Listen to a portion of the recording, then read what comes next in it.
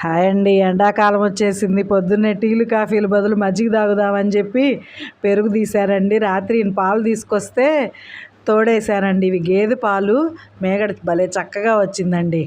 ఆ పాలల్లో మేగడంతా తీసి ఒక గిన్నెలో పెట్టి ఫ్రిడ్జ్లో పెడితే 4 రోజులైతే అది మనం నెయ్యి కాసుకోవచ్చులే అని చెప్పి పక్కన పెట్టేసి మిక్సీ జార్లో పెరిగేసి ఒక నిమ్మకాయ పిండుకొని మజ్జిగ చేశానండి. మా భార్గవ్కి అయితే ఇట్లా తోడేసిన పెరుగు అంటే బాగా ఇష్టం అండి. భార్గవ్కి హాస్టల్లో అన్ని ఫెసిలిటీస్ బాగానే ఉన్నాయి, కానీ పెరుగు పాలు మజ్జిగ ఇవి మాత్రం అన్నీ ఆవు పాలు ఆవు పెరుగు వాడతారంటండి.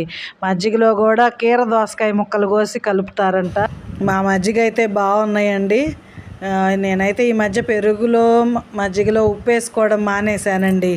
వీలైతే మీరు కూడా ఉప్పుని అవాయిడ్ చేయండి. ఉప్పు మనకి చాలా డేంజర్ అంట. ఈ వీడియో మీకు నచ్చినట్టయితే లైక్ చేసి షేర్ చేసి సబ్స్క్రైబ్ చేసుకోండి.